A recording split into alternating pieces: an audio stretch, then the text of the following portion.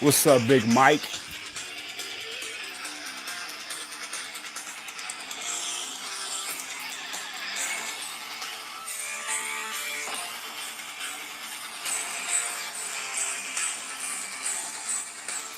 Wake up, you ain't heard the news. Thank you for joining me here live on the Fast Break Sports Hour. Sorry I wasn't here yesterday. I usually do the Sunday football reaction show on Monday, but had a lot of things I had to get through. Actually ended up going to the baseball game last night here in Arizona as my LA Dodgers dominated the D-backs. Not really. They didn't dominate. It was more so of a back and forth game early on. The D-backs kept, pushing the Dodgers off a little bit. It was 2-3 going into the top of the seventh, and that's when LA just kind of broke loose offensively, got some runs in, and ended up taking the game 7-4. But we'll talk about baseball here a little bit later.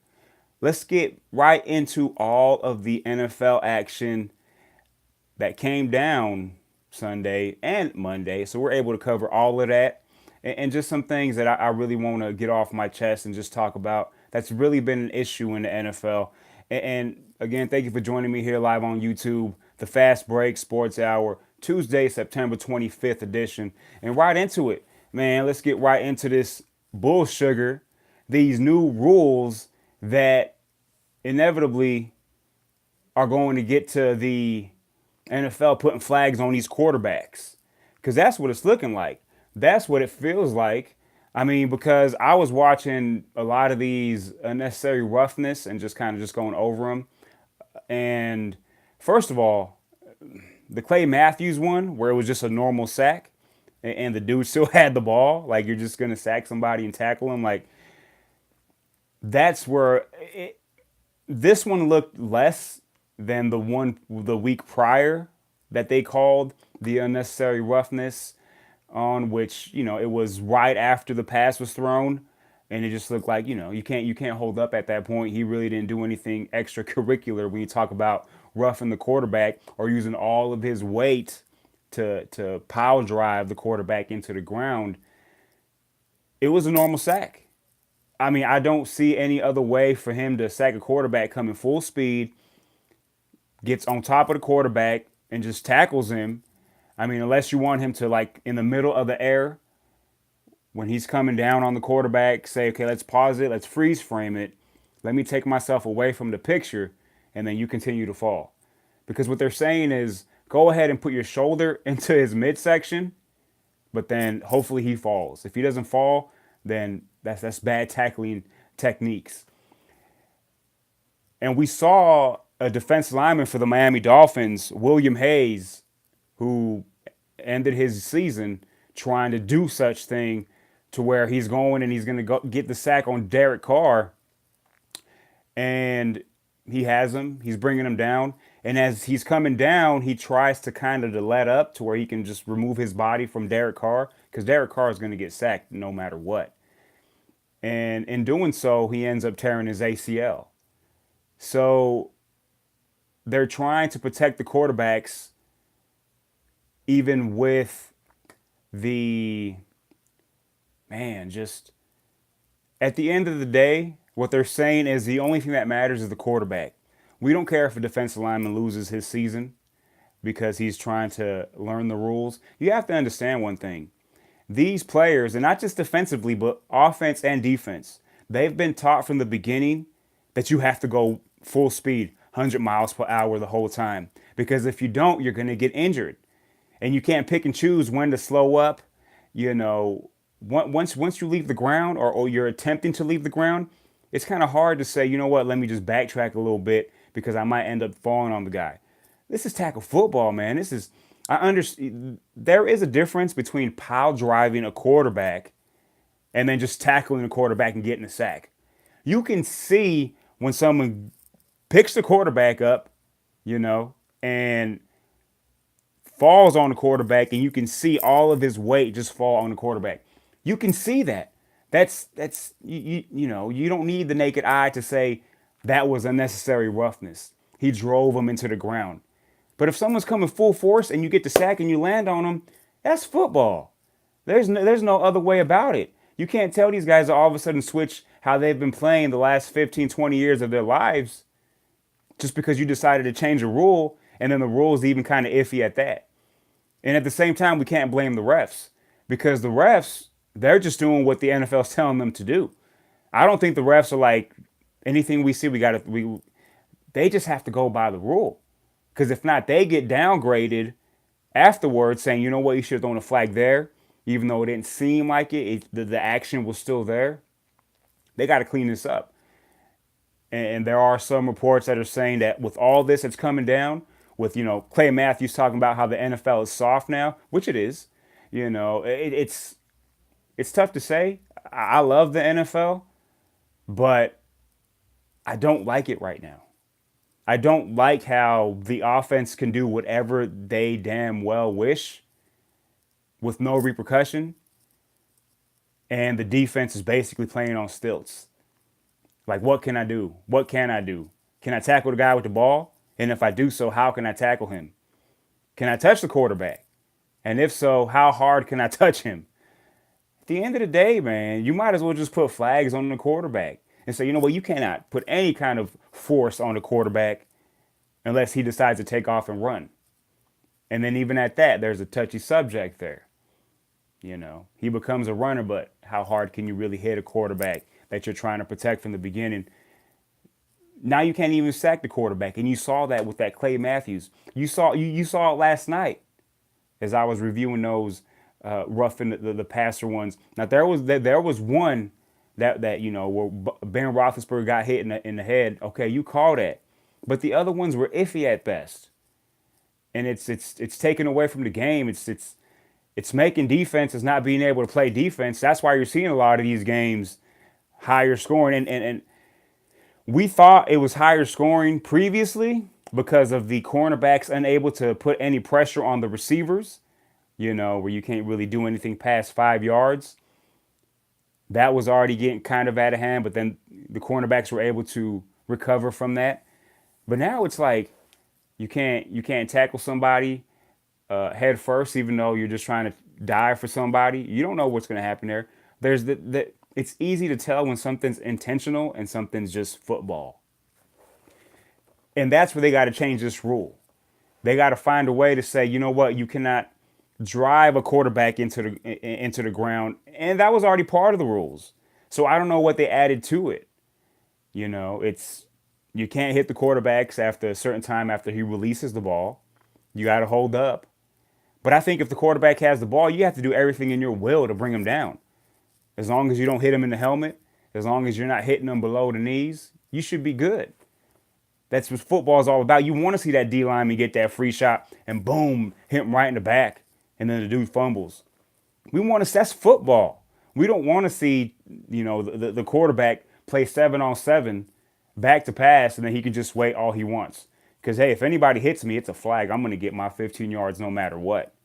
So they got to fix that bull crap. You know what I'm saying? I'm tired of watching this. I was thinking that the preseason was just going to be like a little tester, a feeler to see what's unnecessary roughness, what you can and you can't do. And I understand all the other stuff when it comes to how late you can hit a running back, a wide receiver, when you can hit them. Are they in the motion of making a football move? All those things you understand. You can tell that anybody that watches football knows what unnecessary roughness is. It's just simple. It's right in your face. It's black and white. But when you tackling the quarterback for a sack, that's not a flag. And what Clay Matthews did was not a flag on Alex Smith. But again, and not to say that changed the outcome, but it can change momentum in the game. And the Packers were behind the Redskins most of the game. You don't know if that play could have changed something, sparked the comeback. And the Packers were playing catch up the whole time. But the NFL needs to not just talk about it. They need to say, you know what? We're going to change it up a little bit. It's going to be to the referee's discretion whether or not it's roughing or not. The helmet's a helmet. Keep all that stuff in there. That's fine and dandy. But what they're doing with the quarterbacks is just uncalled for. I'm getting tired of seeing it. I don't even feel like watching it. Even if it happens in the favor of my favorite team, it's not cool, man. It's not It's not football anymore. It's the quarterbacks are princesses. You don't touch them, you know, so to speak. But everything else is whatever. And if you end up tearing your ACL because you're trying to follow a rule that doesn't make any sense, so be it. You're just a defensive lineman. And that's a bad loss for the Miami Dolphins, who are now 3-0, who are now in my top 10. And check that out here in a little bit. My new top 10 going into week 4. Man, we saw 4 teams fall out of the top 10. Obviously, 4 teams coming in. Man, the Dolphins, 1-0, 2-0. I was like, I'm not gonna put them in the top 10 yet. But once you get to 3-0 and you're one of 3 teams that's undefeated, you deserve to be in the top 10. They have a tough matchup coming up here against the New England Patriots on Sunday. And you know what? The Patriots are going to be hungry for that victory because they're now 1-2. They're now 1-2 with that loss that they had against the Detroit Lions and Matt Patricia, where the Detroit Lions finally had a 100-yard rusher in Kerryon Johnson. They dominated that game, 26-10. The Patriots, though they only had 3 receivers active, they couldn't do anything. Sony Michel was somewhat okay in the run game. Rob Gronkowski is still lacking because there's not enough on the outside for anybody not to double team him. Josh Gordon is going to change that. And then a week from Thursday, Julian Edelman is going to change that because that's when he'll be available to come back and play. So I'm going to call this Overreaction Tuesday to these NFL games. What are we overreacting about? We're overreacting about teams that were probably expected to win, but didn't. So now the sky is falling. The world's coming to an end, especially for the fans of these teams. But you got to be able to step back and say, you know what, man, it's week 3. You can't decide your team's fate after week 3. Now there are some teams that are 0-3. Now there's 3 undefeated teams and 3 defeated teams. Okay. The 3 undefeated teams, you talk about the Rams, you know who they are. They're going to be there somewhere in the end. Kansas City Chiefs, man, arguably the best offense in football. Patrick Mahomes, man, arguably the best quarterback in football right now. Best decision making. They got weapons. Those 2 teams are the best teams right now. You can't argue that. Both teams are 3-0.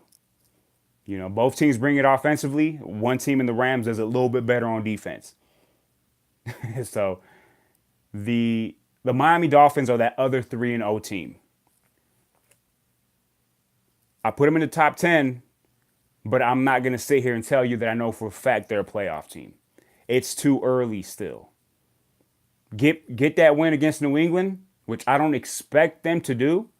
Keep it close. Or you get the win. And you know what? You're looking at 4-0 and you're looking at New England at 1-3. You can call it. You can call division by then. 4-0, 1-3, and then you have that one game in hand on the road. If you beat that team on the road, oh man, this can set the Dolphins up real nice. You talking about having that one game in hand, 3-game lead on the Patriots, which is really 3.5 because you already beat them once. Can we be talking about the AFC East being over by Sunday? Now, if the Dolphins go in there and dominate, oh, it's over. It's over. Because you've seen the Patriots at 1-2 struggle, or 2-2 struggle. But 1-3, that doesn't exist. Especially not if the team they're chasing is 4-0. So that's going to be a very good game to watch. I expect the Patriots to be on their A game. And I'm pretty sure the Dolphins don't expect anything less than that because it always is. And with those 2 teams, more so when New England goes to Miami, does New England have a tough time? But it's going to be a tough game either way. Again, Josh Gordon should make his first appearance. Was that going to make a difference? Is that going to open things up for Rob Gronkowski? We're talking a little bit too much about next Sunday's games, but I'm just putting it out there. The Dolphins 3-0, they are a top 10 team right now because they're 3-0, but it remains to be seen. I'm going to hold my breath a little bit when I'm talking about playoff teams. But they deserve to be in the top 10. That's where they're at. It's what have you done for me lately? But let's not overreact. You want to overreact on the Rams and Chiefs? I'm good with that. They've been here before. Those offenses have been here before. They've came to the party. I know what they bring. Dolphins are that new good-looking girl that comes to the party. You're like, man, There's something about her. But what is she doing here? Let's figure it out. Let's give it another week or two for the Dolphins. And even for the Chiefs, like I said, they're there.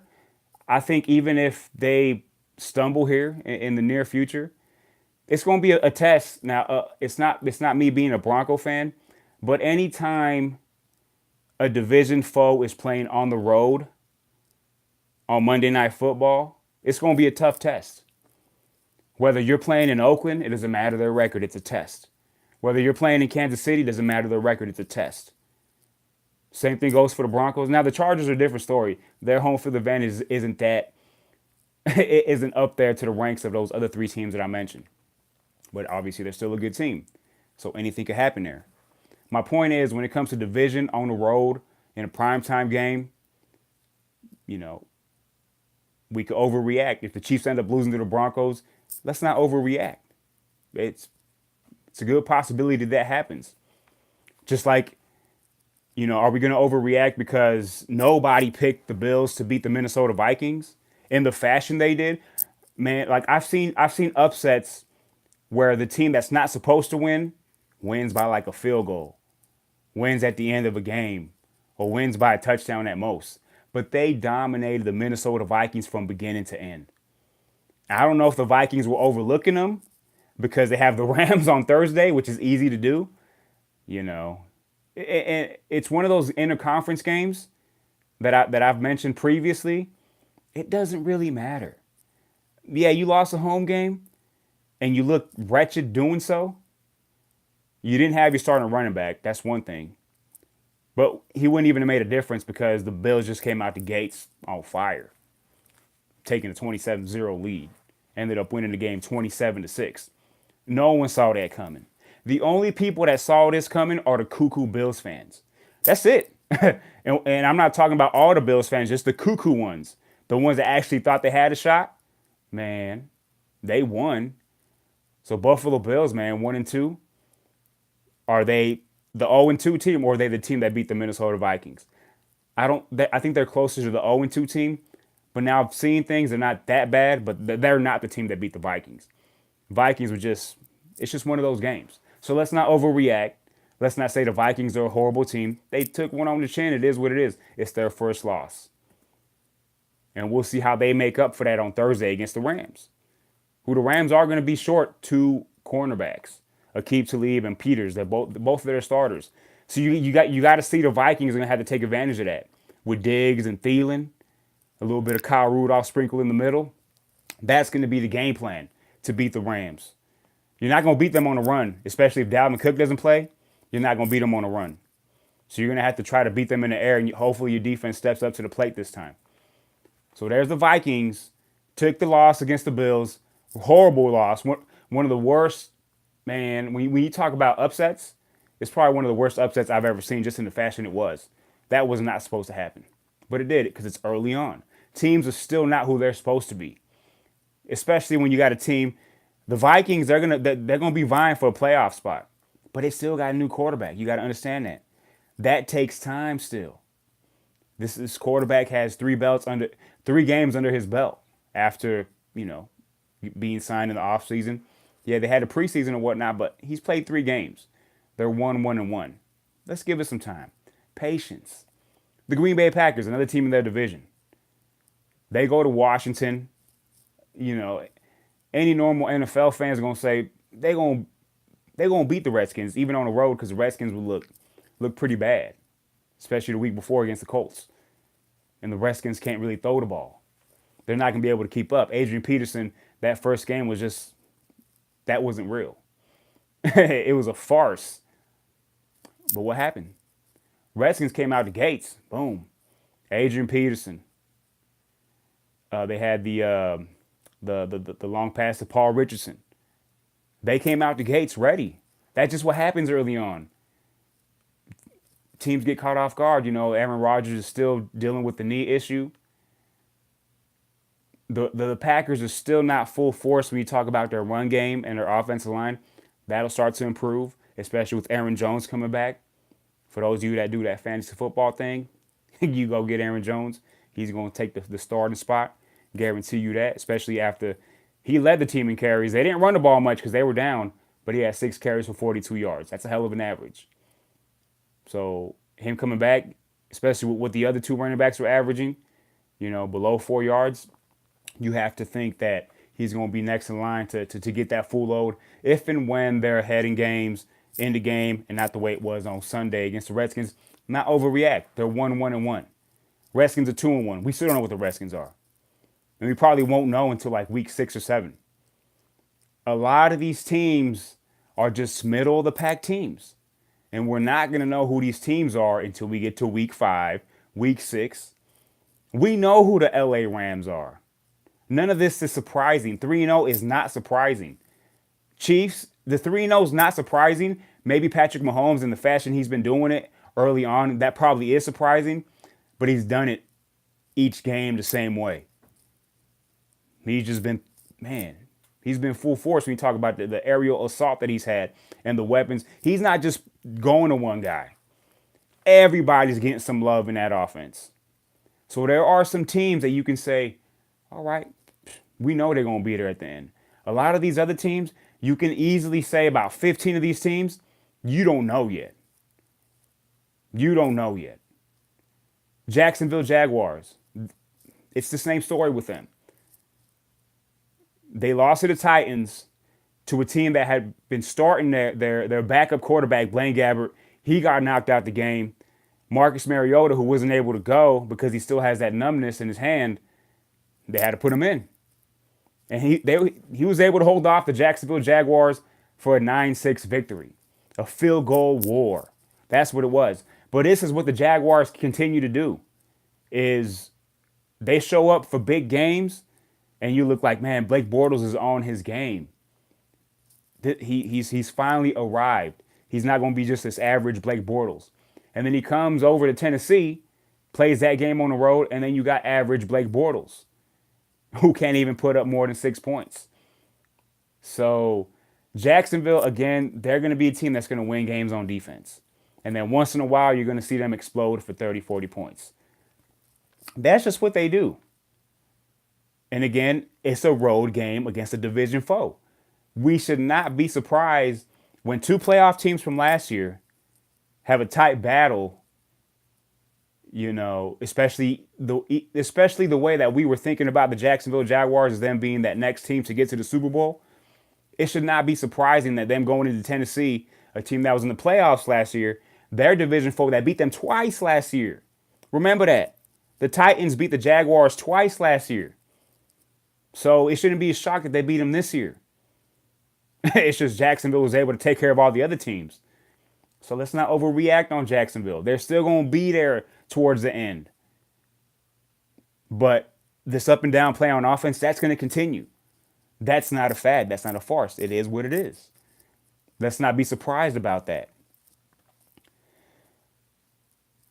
The Tampa Bay Buccaneers, another team that was 2-0, and they lost last night to the Pittsburgh Steelers. What's wrong with that? There's nothing wrong with that. Now, in the first half, we already had everybody clamoring for Jameis Winston next week because they're like, man, 3 interceptions. We're down 30-10. I think it's Jameis Winston time. But, man, let the game finish. Yeah, it was a bad start for Fitzpatrick, but then in the second half, he showed you why he has that magic. He dug himself a big enough hole to where he wasn't able to get out of it. But being down 30-10 and coming back making it 30-27 just shows you the fight that Ryan Fitzmagic has. I'm pretty sure that if Jameis Winston is down 30-10 at halftime, that final score is going to be like 40-16, not 30-27. So let's pump the brakes. He still ended up throwing 3 more touchdowns to the 3 picks, had over 400 yards, going toe-to-toe with Big Ben, who Big Ben was just off the chain in the first half. And then how about that stiff arm? Man, Vance McDonald, all y'all thought that Jesse James was the best tight end. I thought he was the best tight end on this team. And Vance McDonald, man, dude, over 100 yards. That's why you can't be getting the Patriots running backs. You can't be getting the Pittsburgh Steelers tight ends because you don't know who's going to do what. So that was another thing. So not a bad loss for the Buccaneers. You lost to a team that needed a win on Monday night. And Mike Tomlin, his record is, man, it's incredible on Monday night. And the Pittsburgh Steelers are the number 2 team when it comes to victories all time on Monday night. So let's not, man. It's the first time the Buccaneers get this limelight in a while.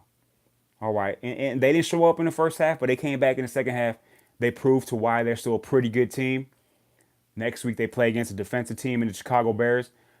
Then you can start talking about whether Ryan Fitzpatrick Fitzmagic can continue this roller coaster ride for the Tampa Bay Buccaneers and kind of push off Jameis Winston, because they'll be going into the bye and they'll have much to think about. But right now, it's still got to be Ryan Fitzpatrick. They cannot make that mistake and even think about Jameis. You're just like, you know what? You're back. You're the backup. Okay. Then we'll revisit after week 4, depending on how Ryan Fitzpatrick plays. You know, if Fitzpatrick goes out that those 3 touchdowns get the victory, he's got to continue to be the quarterback even after the bye week. I think it's got to be a team thing. I think the team, man, they want Ryan Fitzpatrick to be the quarterback. They prefer Ryan Fitzpatrick to be the quarterback. And at some point, that's what matters. You can go into all the logistics, all into all the, the video, looking at the tape to see what actually happened and what Jameis Winston can probably do better than Ryan Fitzpatrick. You know what Jameis Winston can do better than Ryan Fitzpatrick? Be over 6'1". To me, that's the only thing he can do better than Ryan Fitzpatrick, is to be over 6'1". That's it. So if that's the reason why you want to start a quarterback, then you make that change. But I don't think that's how you win football games. So let's not overreact on Tampa Bay. Let's let it marinate a little bit more. Don't overreact to the 2-0 that they were going into last night's game saying this is a 2-0 team. Man, they're on their way. Just talk about them how they are in the moment. They lost a game to a team that needed a win badly, because if not, we were talking about Pittsburgh Steelers being done, and that still wouldn't even have been an issue, even if Pittsburgh would have lost. But they didn't. They won. So let's not overreact. We cannot check the scene on the NFL right now. It's just too early. Everything's week to week. Whatever it is, that's what it is in that moment. But that doesn't define you. The Denver Broncos, another team that went into Sunday 2-0. Going into Baltimore. Rainy, early game on the East Coast. Baltimore's on 10 days off because they played on Thursday night. So they had the extra time to recover, extra time to prepare for the Denver Broncos, a team that's still learning themselves offensively and obviously defensively, because defensively they have talent, but it looks like they don't know where they're supposed to be, especially the secondary. And Joe Flacco really cut them up because of that. You put all that together. That's why I predicted, even as a Bronco fan, I predicted the Ravens to beat the Broncos when I did my prediction show on Friday last week, because it's just one of those things where all the ingredients add up to a loss for the Denver Broncos. I'm not making excuses. The Ravens were a better team that day, but I could easily depict areas of the game and say, you know what, this is why Denver should have won. It's all a learning thing. Sometimes you need a loss like this to bring you back down to earth and say, you know what, we need to work on some things. We're not as good as we think. Our sugar does stink a little bit. We can't be walking around like it doesn't. Case Keenum is in a new offense, on a new team, with new weapons. You're not going to get it down the first 3 or 4 games. You're going to know who the Denver Broncos are here very soon. Just speaking on them. They're 2-1 now. They got a Monday night encounter against the high-powered Kansas City Chiefs, but they have defensive deficiencies. They can't cover the pass because teams are just passing all over them. Teams don't even try to run the ball on them, but you can run the ball on the Chiefs. But teams don't try it because they're always down 14-0, 21-0 by the time they look up. You look at San Francisco's running back, Matt Breida, he had 90 yards on 10 carries. He didn't get the ball enough. Why? Because they were down 35-0 before you looked up. It's like, what the heck is this? And then the Niners started coming back in the second half. They ended up losing the game 38-27. And the big story of this game, before I get to it, and that's 2 weeks in a row where the Chiefs get off to big leads. And again, I don't know if they get bored, but they always let the team back in to make it interesting.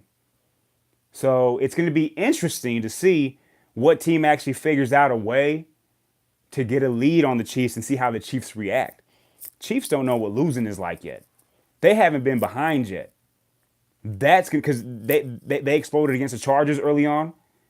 They were up 17-0 before you knew it. Pittsburgh Steelers 21-0.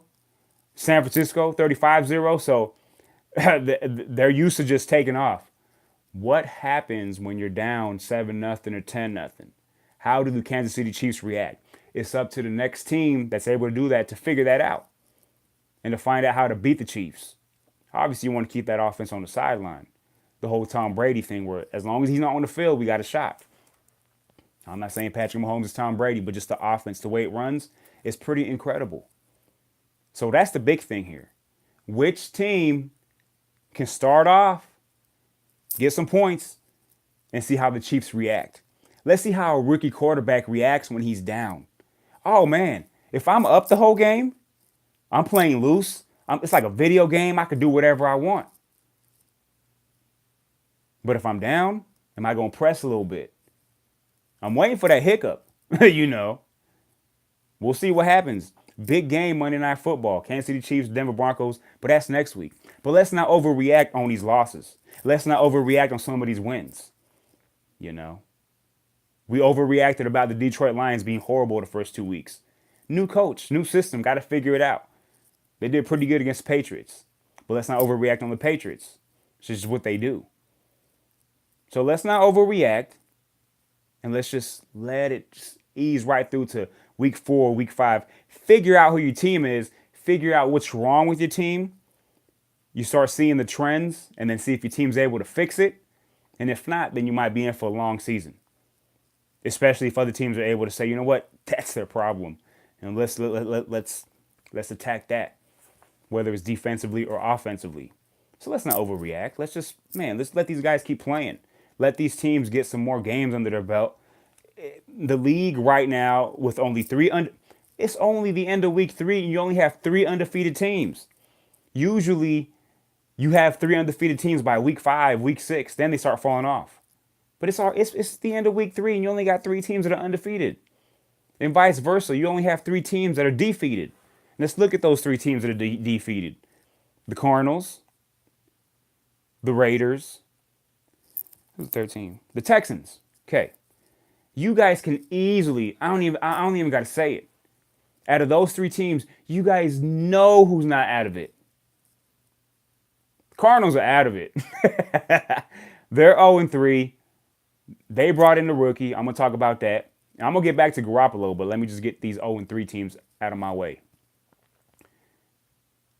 Josh Rosen's in the game now because Sam Bradford is like, you know what, I'm not hurt, but I wish I was because I don't know who to throw to. I forgot how to play quarterback. And we were up 14-0, and I don't know if it's a play calling. Here's the Cardinals' issue. They got an offense coordinator. His name is Mike McCoy. The issue is, it's not that he's a bad offense coordinator. The issue is that Mike McCoy needs to be coaching elite talent for his offense to work. We saw it in Denver. When Peyton Manning was there, oh my goodness, did that thing look beautiful. You know, Peyton Manning was breaking records that he had set in Indianapolis, and then Tom Brady's record for touchdowns. He did that in Denver at his age because of that offense. It was a mesh of, you know, Peyton Manning's offense and what Colt McCoy wanted to do, so it worked. And then when McCoy went to Van San Diego to work with Phillip Rivers had arguably one of his best seasons ever because he had the elite talent, he had the elite quarterback to push this offense on. When McCoy went back to Denver, and you got Trevor Siemian, and you got Brock Osweiler, and Paxton Lynch, your offense isn't going to work because you do not have the quarterbacks to run that offense. And that's the problem they had with Arizona. They're having with Arizona. You don't have not just the quarterbacks, but you don't have the receivers to run the offense. You just don't. You have arguably a top 3, top 4 running back in David Johnson, which for some reason they don't want to give him the ball as much as they should. When that's all your offense, he's got to touch the ball 20 times minimum.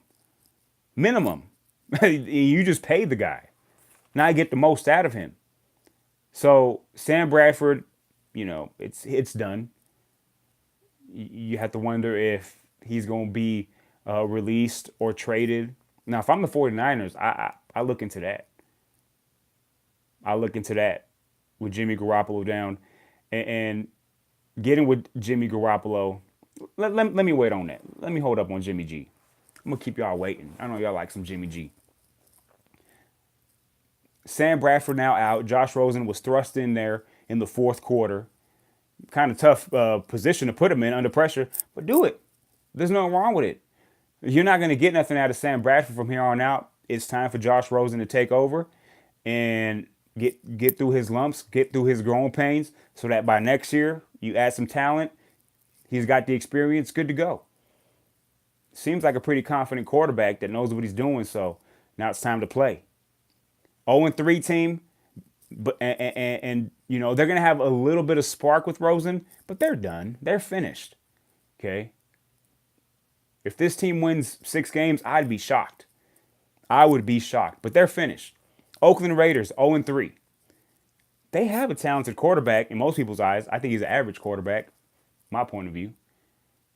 They got some talent when you talk about the wideout position. Amari Cooper, I don't know what the heck he's doing. He's reverting back to last year. He had that one big game last week, and then on Sunday throws up a dud again. But Jordy Nelson goes off. I'm like, what the heck's going on here? Who's Jordy Nelson now? Where's the consistency at in this offense? New coach, man. New pieces on offense. Defense plays hard, but it's just an older veteran-like team. And at 0-3 in that division, with how they've lost, they're done. I'm not going to say they're going to be 3-13 or 4-12, but they're not a playoff team. They're not going to be a playoff team. Best case scenario, they're a 7-9 That's best case scenario, which means they would have to go 500 over 500 from here on out to be that 7-9 But that's best case scenario. They're not as bad as the Cardinals, but they're just not even a fringe playoff team. They're done. Houston Texans. The alert is on. The alert is on. They're 0-3. They lost a home game to a team that was 0-2 themselves in the New York Giants. Big win for the Giants to keep themselves in the conversation. But the Texans, 0-3. Luckily for them, Jacksonville lost Tennessee. So you're still only 2 games back from the top of that division. It's only week 3. And when you talk about the Texans, they got talent on offense. That defense has talent as well. It just might take a little bit more time. But they're on alert. They go 0-4, I'm going to cut them off. They're done. Heavy alert for the Texans. They got the Colts, a division foe. It's a division foe, and they got to go to Indianapolis. Indianapolis is 1-2. Losers out. Whoever loses this game is out. I'm calling it right now. The Texans have to get this win if they want to have any chance to be a fringe playoff team, to even try to get that division crown. But right now it's Jacksonville and Tennessee atop that division. The Colts, again, like I said, they're 1-2. And the Texans are 0-3. Probably one of the best 0-3 teams I've seen or expected more of, especially with how, Deshaun Watson played last year. And going into this year, I understand he hurt his knee, had the whole ACL thing, but he looked good in the preseason. Now he's got 3 games under his belt. Time to take off offensively. So let's pump the brakes a little bit on the Texans. They're not like the Raiders, and definitely not like the Cardinals, who are out right now. New quarterback, Let's give him a shot, but he got 1 week left. That's just what it is. You could say, well, there's 16 games. You're 0-4. You're not coming back from that. You go 0-4, you got to find a way to win 4 in a row. And I haven't really looked at their schedule, but that's going to be a tall task. If you went 0-4, there was a reason why you went 0-4. And I can't expect you to go 4-0 and get back to 500. Who knows where you will be at after week 8. But 0-4, I'm cutting you off. And that was a big win by the Giants because they were a team I expected more from offensively, and it looked like they got some things going. Now, they did lose Evan Ingram. It was an MCL sprain, I believe. And he's going to be week to week. I don't expect him to play this coming week. It might be a 2 or 3 week injury. But you saw Shepard step up. Odell did what Odell does. Saquon Barkley did what he does. Eli Manning played better. That defense played fairly well being on the road against those wide receivers. That was a big win for the Giants. Now they got a big game on Sunday. Are they going to continue this? They got the Saints coming in. That Saints Falcons game was wonderful. Just like I said, it was going to be a high scoring game. It was going to go down to one possession. But it always does. The Falcons and Saints always goes down to one possession, but it's never a 17-14 game, 16. No. This is 34-31, 35-28, 41-38. In this game, it was 43-37. The Saints went in overtime, took the ball down the field. Drew Brees, 1 yard jump over the pile, touchdown. Man, Saints looking good. They're back in my top 10, by the way. So that's the team that's in. Falcons are out. Simply because of that game. That's how it works. You know, if you lose to a team that's going into the top 10 and you fall out, that's just the way it works. It's common sense, you know. Same reason why I put the Dolphins in the top 10. They're 3-0. Makes sense. I'm not going to have teams that have lost in the top 10 and the Dolphins out. They're undefeated. They deserve to be in the top 10. Man, let's see here. Garoppolo. Let's just get right to it now. This is just, in my point of view, just a very sad situation. When you look at Jimmy Garoppolo, who waited year after year after year to get his shot, finally gets traded to the 49ers. Comes out, guns blazing. Goes 5-0 in his first 5 games as a 49er. 7-0 all time because he had played 2 games previously with the Patriots when Tom Brady was suspended for those 4 games. 7-0. Goes into this season, has a rough outing against the Minnesota Vikings. Not too bad. You know, hey, it's the Minnesota Vikings. The defense is incredible. Didn't show it on Sunday, but their defense is incredible still. Had 2 touchdowns, 3 picks. Comes back at home and lights up the scoreboard against the Detroit Lions. Gets that victory. You know, it's not saying a lot when you beat the Lions at home, especially what had happened to them week 1 to the Jets, because we're going week by week, right? Obviously, with the Lions beat the Patriots, it looks a little bit more impressive. So Jimmy G's, doing his thing. He's growing still. And then, Sunday, I'm expecting the Chiefs to win because, again, the Niners are still a young team that's still trying to grow. Now, I had the Niners in the playoffs. I had them as a wild card team getting in, sneaking in. But I still had the Chiefs winning this game, fairly easy, 8 to 10 points, 14 points, and they started off hot. And the Niners they couldn't get anything going. They're always playing catch up. But we got to the second half, you saw what Jimmy G can do. And I think, but him trying to do a little bit too much, because that's just in him, is what caused him this injury and caused him this year. He's trying to get out of bounds, picking up a first down. And as opposed to going out of bounds, he tries to cut back in, and there's defenders there. And, as he tries to cut back in, that's what happens. Obviously he gets hit or whatnot, but had he just went out of bounds, this doesn't happen. So you look at all of that. You look at now just 2018 is a wash. When we talk about the growth of Jimmy G, now he has to come back from the ACL. So questions of that. And he's got to restart all over again next year. So I feel for the quarterback. I saw him being in the, MVP talks, man. That's how highly I thought about Jimmy G. Jimmy Garoppolo. And now he's going to have to wait a year. He's going to have that mentality to be stronger than ever coming into next year. But it's just a bad loss for the 49ers. And I mentioned before the season, and this is just my thing, I had them in the playoffs. But I always say, if your main player, gets hurt, then I have the right to take you out of the playoff prediction. So I'm doing that right now. I'm taking the 49ers out of the playoffs because they don't have Jimmy G. That doesn't make any sense. Why would I have the Niners in the playoffs without Jimmy G? Weatherford? No, I don't think so. You can leave CJ Weatherford out of this little conversation. So with that being said, I'm taking them out and I'm putting in the Panthers. All right? Still not putting in the Eagles. Hey, that still takes a lot, I'm putting in the Panthers. Putting in the Panthers, taking out the Niners. It is what it is. I still have the Lions in there. I'm not going to change my predictions. I just changed the Niners because they lost Jimmy G. And I have the right to do that, especially early on in the season. And plus, it's my show, so I can do whatever I want. So the Niners will not make the playoffs this year. That's breaking news. And my thing froze again. I just froze, man. Somebody got upset. Let's see. Let's wait for it to wake up a little bit. Because the time is running. Let it freeze. We're going to continue to talk here. Because we don't got time to wait for it to unfreeze. So bad loss for the 49ers. It's going to be another year where they're going to have to tank, get a high draft pick, and just go from there. But, they're looking at 3-13 right in the face right now. If that, right now being at 1-2.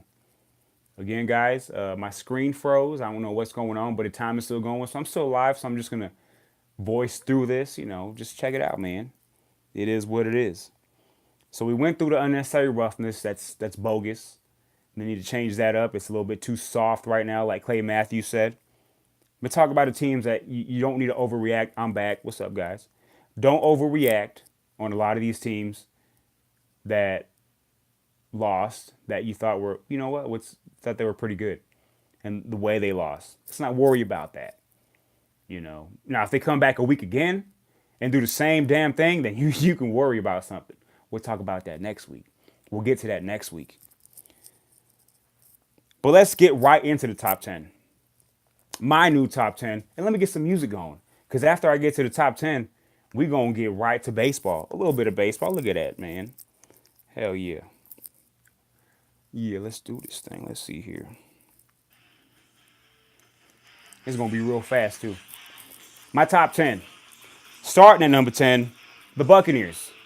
Not a bad showing yesterday. First half was very bad. But just overall, they were able to come back and make it a decent game. Almost pulled it off. Lost 30-27. Last week they were at 9. They go down to 10. So Buccaneers still in my top 10. Let's not overreact. Number 9, getting back into the top 10, the Pittsburgh Steelers. Big win on the road. It was looking iffy in the second half, but they got the win. They're now 1-1-1, and they go from 13 to number 9. They're in the top 10. Can they get things going? The Baltimore Ravens, for the first time this year, are in the top 10. They had a somewhat impressive win against the Denver Broncos, just depending on how you view the Denver Broncos. But they took care of business. It was iffy there at moments, but they won by 2 touchdowns, 13 points. It is what it is. So the Ravens jumped from 15 to 8. They're 2-1. That's the team I expect to win that division. That was my prediction. At number 7, the team that I said deserves to be in the top 10 because they're undefeated, the Miami Dolphins. They go from 16 to 7 because they are undefeated. Now they have a big test on Sunday against the New England Patriots. We'll be able to see what the Dolphins are more like. But they're looking good, man. You can only play what the schedule has set out for you. And the Dolphins are looking good. Dolphins 3-0. They're number 7. New Orleans Saints, number 6. They go from 11 to 6. Big win against the Atlanta Falcons. Very big win on the road. And then winning in overtime, Drew Brees, man, this is it. This might be the last chance for Drew Brees and the New Orleans Saints to get to the Super Bowl. And they are my Super Bowl representative in NFC. They go from 11 to number 6. The Jacksonville Jaguars, they fell from 2 to 5, but they're still in the top 5. Let's not overreact. They lost to the Tennessee Titans, who also moved up, but didn't get into the top 10. Jacksonville Jaguars, they're a defensive team. That's how they're going to figure it out. Maybe when Leonard Fournette gets back, that'll provide a little bit more offensive stability. Jacksonville, number 5. Number 4 is the Philadelphia Eagles. Carson Wentz is back. Looked better than what I thought. And they were able to pull out the win against the Indianapolis Colts. I had the Colts beating them in an upset. It was one of my upset specials, but they weren't able to pull it out. Carson Wentz, with a lot of missing talent, was still able to get it done. They're the number 4 team. They jumped from 7 to 4. The Carolina Panthers, who I just put in the playoffs, they're the number 3 team now. They jumped from 8 to 3. They're 2-1. They beat a pretty good Cincinnati Bengals team by 10 points. And what I tell you about Christian McCaffrey, get the guy the ball, and he's going to do things with it. Did he not do things with it? Man, 180 plus yards on the ground? That's ridiculous. That's Christian McCaffrey when you give him the ball. He's ready. I'm telling y'all, man. At number two, the Kansas City Chiefs, 3-0. You can't argue with that. They were number three last week, but they moved up a spot. They're not number one, but they're number two. They also got a big test on the road on Monday Night Football against the Denver Broncos. Man, if they get that win, they might be fighting for that one spot. They might have this thing locked up, especially in the AFC West if they get that win in Denver on Monday night. Patrick Mahomes looking crazy. 13 touchdowns in the first three games. That's an NFL record. I'm still waiting for the hiccup, but it's not looking like that. Chiefs are full force, number two. And number one is the same number one as last week. Los Angeles Rams. Unstoppable. Offensively, defensively. They don't know who to throw it to because they have so many weapons. Todd Gurley in the backfield. Jared Goff doing his thing. Still number one. Now they lost Talib. He's going to be gone for at least a month. And Marcus Peters 1 to 2 weeks. We'll see how they fare this Thursday night. Thursday night football. Rams, Vikings in Los Angeles. Big game considering what the Vikings went through against the Buffalo Bills. They also got knocked out of the top 10 pretty far down too. But Rams are number one. Thursday night football. They remain number one. And that's what it is, man. Good job for the Rams continuing to stay that number one spot. And let's do this real quick. Major League Baseball. American League has already been covered. We've talked about that before. But the wild card is down to two teams, and you could probably put the Dodgers in there. But the Dodgers, they're leading the division. They were able to handle the Diamondbacks last night. The Rockies, man, they tore up the Phillies last night, and they're right on the Dodgers' heels. They're 1.5 back with 5 to go. But the wild card race is Cardinals, and then the Rockies half a game out. The Dodgers, if they fell into the wild card, they're 1 game ahead of the Cardinals. But right now, they lead the division. So Rockies, Cardinals, man, it's anyone's game, especially with the Cardinals playing the Brewers. They lost last night. Brewers get the win. And with the Cubs lost last night, now they're closer to the division. The Brewers are in the playoffs no matter what, whether it's the first wild card or if they're able to catch the Cubs, which would be incredible. So look out for that. The Cubs are in, not officially, but they're in. The Atlanta Braves, they are officially in. Now it just depends on if they're going to be the 2 or 3 seed. So a lot of scenarios can happen there. But the one to watch is Brewers Cubs for that Central Division, and then Cardinals Rockies for the wild card if everything stays the same with the Dodgers. So things coming full force. We'll talk about more of the baseball tomorrow on the Fast Break Sports Hour. It's going to be a little bit shorter show, but we're going to get some more things covered. I appreciate you guys for joining me here on the Fast Break Sports Hour. Wonderful show. Again, I appreciate you guys, whether you like, comment, subscribe, do all that good stuff, man. It's the Fast Break Sports Hour. All we do is talk about sports here and throwing a little bit of, funny things happening, giving y'all the real, no cuts, no takes, no edits. Fast Break Sports Hour. I'm out.